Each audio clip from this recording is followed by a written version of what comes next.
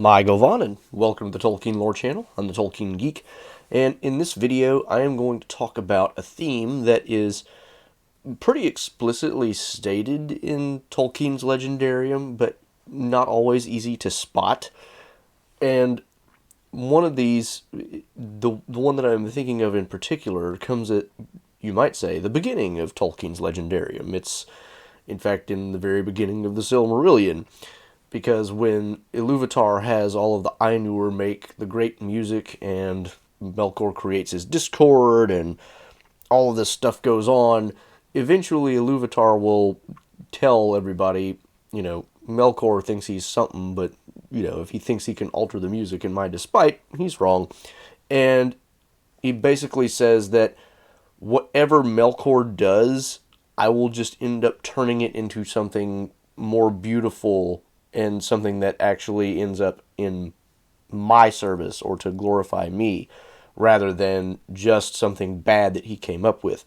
In the moment, he actually gives examples of this. He tells Ulmo of the fact that, Melkor has created excessive heat and excessive cold, and what this has done to water is it's turned water into clouds, and it's turned water into ice, which has its own beauty, and all this other stuff. So there's this theme right from the outset. And of course, this draws from Tolkien's own Christian, worldview, which also has this idea. That's all a very long-standing idea in Christian thought, that God can turn evil things in the world to good through his providence, which is not to say that he creates the bad things that good things may come. It's to say that evil things happen because of what other people do, but God can use that evil thing and make it turn to something good so that, nothing is entirely wasted, you might say.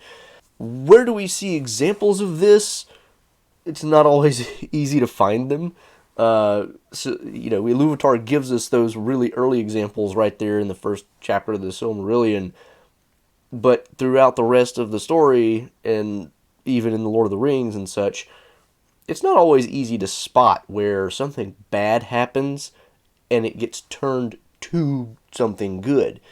But it occurred to me the other day that Boromir is actually a really good example of this. I have talked before on this channel about the fact that Boromir seems not to have been the person who was supposed to end up in the Fellowship. It seems like Faramir was the one who really was supposed to be in Rivendell, because he's the one who had the dream that he and Boromir shared first, and he had it many times, and Boromir only seemingly had it once. This would seem to imply that Faramir, who, let's admit, had certainly the greater wisdom and probably was much more naturally inclined to go along with Gandalf's advice, whatever that might be, and also much more likely to go along with the plan that the Council of Elrond came up with than Boromir. Boromir was always kind of reluctant and not too happy with the idea, whereas when Faramir finally meets Frodo and Sam in the woods of Ithilien, and he finds out, kind of by accident because of Sam's slip-up, that Frodo is carrying the One Ring, he acts like he's going to be, he kind of jokes, sort of, and, acts like he's going to be something like a Boromir and try to take the ring, but in fact he ends up telling them, no, I have no interest in taking this thing. In fact, he had already said that. If I found this thing by the wayside, I would not take it. And then he confirms that again. He said, what I said before was true, and we men of Minas Tirith are at least men of our word. Sam will later congratulate him on passing the test, and Faramir will say, the praise of the praiseworthy is above all rewards, but no, I had no, there's no real praise in this, because I had no desire to do anything other than what I have done. So Faramir would have been by far the better candidate, seemingly, than Boromir, because Faramir would not have ended up trying to take the ring from Frodo by force. So Boromir going is a bad thing, seemingly. Now, what good thing came out of Boromir going? Well, there's at least one major thing, and that is itself Boromir's own death and redemption, which seems kind of backward. Boromir gets killed. How is that a great thing? Well, you have to remember, Tolkien comes from a religion which really likes its martyrs. Martyrdom is kind of one of the highest praiseworthy things you can do in Christianity, and Catholicism especially places a huge emphasis on martyrs. It has a huge long list of saints who were martyred or in other ways persecuted, and they're a big deal. Now, obviously, everything in The Lord of the Rings takes place, in a prehistoric period, theoretically, and so it's well before Christianity or even Judaism comes on the scene, and therefore, we're not looking at this through the lens of Boromir is martyred for the faith or something like that. But we do get hints, of course, again, partially through Faramir, that the men of Minas Tirith at least still maintain something like the old religion of Numenor, which worships Eru Iluvatar, the one god. So Boromir is at least presumably acquainted with this, and however devout he is, we never really find out because we never see him in that setting, whereas we see Faramir have his moment of silence before eating where his men stand and look to the west. So we don't know if Boromir is really that devout in terms of the religious aspect of it, but certainly he would have probably at least had a fundamental belief that there is a, the one god, Eru Iluvatar, and, the Valar under him who are in the west that can no longer be reached by mortals. So there is a certain sense in which there is a religious aspect of this, but it's also kind of a redemption of a semi-pagan type of person, in the sense that there is no Judaism, there is no Christianity. It's not exactly a developed theology here. And his martyrdom not only fits the idea of the northern courage that Tolkien was so fond of, but there's even hints within the text itself that it matters for his own personal soul. I mean, we never hear the word soul used, but the idea that it was good for him in some sense is kind of stated in the text. And I'll give you the example that I'm thinking of right here, because Gandalf, when he meets the three hunters in Fangorn Forest, will end up talking to them about a lot of things, and one of them, of course, is Boromir. And when he finds out from Aragorn how exactly Boromir died and all this stuff, he will say, "Poor Boromir, I could not see what happened to him. It was a sore trial for such a man, a warrior and a lord of men. Galadriel told me that he was in peril, but he escaped in the end. I am glad. It was not in vain that the young hobbits came with us, if only for Boromir's sake." If only for Boromir's sake. Like, it seems like, again, the only thing that happened to Boromir because of Merry and Pippin was that he got killed trying to save them, which he didn't even manage to do. They still got captured. Gandalf here clearly has to be talking about something about his own personal piety, not something about his own, future or, his physical well-being. I mean, that's clearly not what he's talking about. When he says he escaped in the end, he's talking about escaped from the temptation of the ring. He escaped because Frodo escaped, and then he was forced to think about other things and eventually defend Merry and Pippin and gave his life doing so. And so you can write that off as just merely, oh, well, he managed to not actually take the ring. That's cool. But then to turn around and say it was good that Merry and Pippin came for Boromir's sake, clearly Gandalf is talking about something like a redemption of his own conscience or his soul or whatever you want to say. He has to be thinking in that direction, because otherwise it makes no sense. Him dying doesn't benefit him in any way per se, but if he's dying in defense of Merry and Pippin after having kind of repented and, realized his mistake and turned back from the idea of taking the ring and doing something with it, and now he's turning that around, and even though it's not Frodo he's defending, it's still one of the hobbits who he had just cursed. "Curse you all, you to death and darkness, you and all halflings," is what he had said after Frodo disappeared. Well, those hobbits that he had just cursed in his anger and thoughtlessness, he is now defending with his own life. And that, whether you take a Christian view of the soul or anything else, clearly shows at least a redemption of his moral character, because now he is turning around and doing something with his life that redeems that aspect of him that was so, at the very beginning, like I said, it was really mainly a reluctance to go along with the plan of destroying the ring. He wanted to use it. And he never really left that idea, I don't think. It's not exactly clear, but certainly by the time he talks to Frodo again, the idea has crept back up in his mind to the point where he's really not willing to, just spoil the opportunity. And he knows at this point that it's probably his last shot, because here they are. They have to make a decision which direction they're going to go. He knows which direction Frodo thinks he has to go. He's got to make his move now. At this point, it's kind of the crisis where he has to either intervene and get that ring, or get Frodo to go along with him, or it's gone and he has no more opportunity. This lust for the ring, which, is in some ways kind of symbolic of just the way evil works, right? You sit around temptation long enough, it's going to be a problem. This temptation that's been building in him for such a long time finally overtakes him. And he acts evilly as a result of it. He escapes because of how things go down, but curses hobbits, to death and darkness in the process. And then he goes and he defends Merry and Pippin and sacrifices his life doing so. Even though he doesn't succeed, Gandalf is telling us here, he reformed himself in that moment. And from a Catholic perspective in particular, this looks an awful lot like last rites, if you think about it.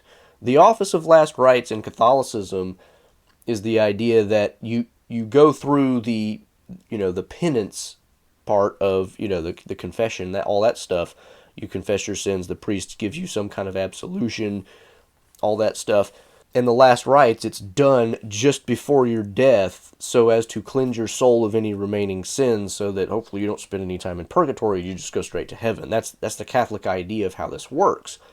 Well, look at the scene. When Aragorn finds Boromir, he's on death's door.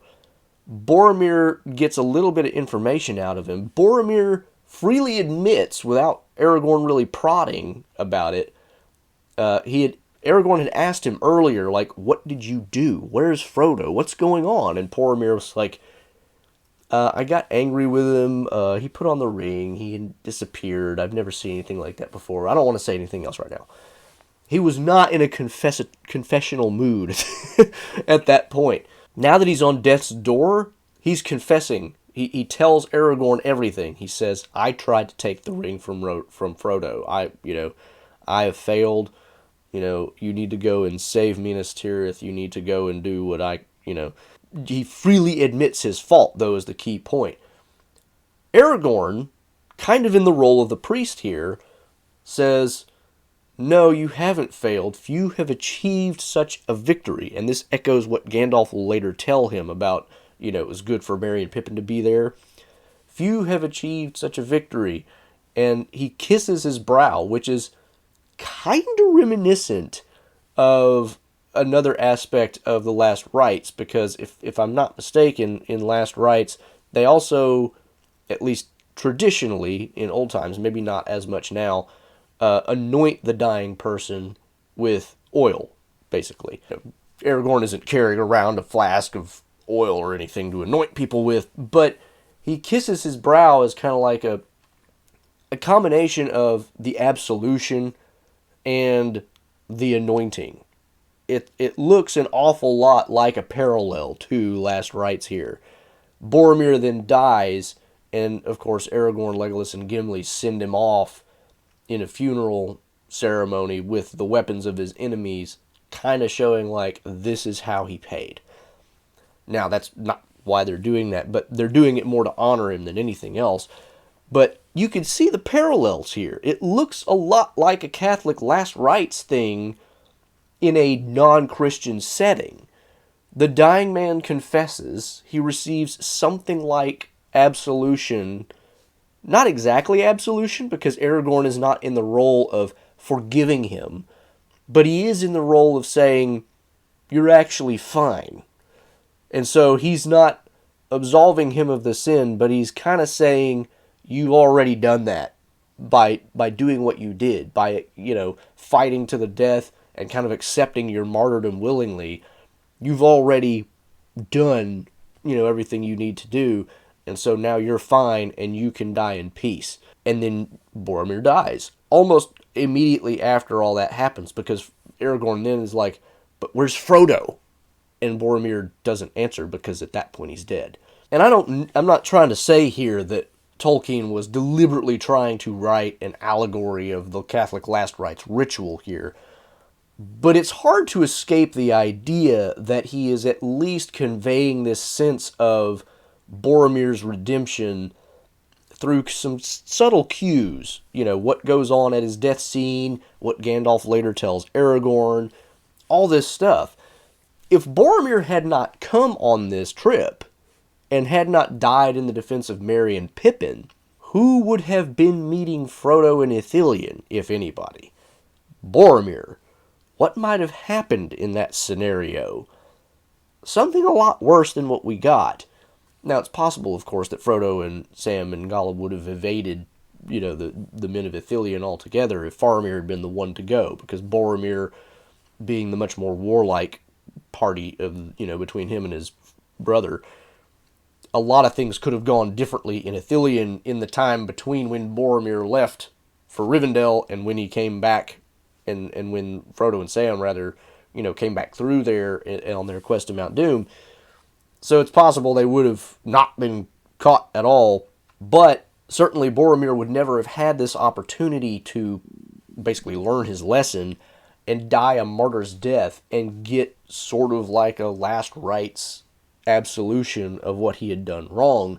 So Boromir might not have died, but his moral character perhaps would not have been as reformed either by the end of it. And he might have been, if he survived the War of the Ring, a not entirely willing participant in Aragorn taking the throne of Gondor. It's not 100% clear how that would have gone down. So if Faramir had gone, it would have been, at least on the surface, better overall. But for Boromir personally, it seems like Iluvatar took the mistake that was made in that regard and basically used that to turn Boromir into one of the greatest heroes of the end of the Third Age. And you can just kind of see him, if you analogize Iluvatar and Melkor as, as if they're constantly playing this game of chess with the world, which is how some people have kind of thought about God and the devil. This idea that they're constantly waging some kind of a war, and it's, who wins what victories. You could just kind of see in your mind, if you think about it, like Iluvatar, sacrifices one of his pieces, say a bishop or something like that, and that could represent Boromir, and Melkor thinks, haha, I've got you now. And then it turns out the sacrifice was a means of checkmating Melkor on this one particular element of, and you could just kind of see Iluvatar saying, see, I told you, I will turn everything that you mess up into something good. So even though Boromir dies, Iluvatar, and even though Boromir, goes when it really should have been Faramir, Iluvatar uses that whole situation to get Boromir to where Boromir needs to be kind of right with God, as it were. He turns himself around, he reforms his character, and perhaps at the end he actually, to the extent that we don't know anything about his, devoutness in terms of Gondorian religion, whatever that might be, perhaps at the end he actually does take it more seriously as well and realizes, maybe I should have thought more about that when I was growing up, and a little less about fighting battles and all the other. So I just thought this was a really beautiful way of looking at Boromir's death as a really concrete example of that theme that is set up so early in the Silmarillion and yet is not obviously ever played out in too many instances. So tell me what you think about this idea. See if, maybe you could think of other examples of this. Do you think I'm off base with this one? Just let me know in the comments what your thoughts are, whatever they are.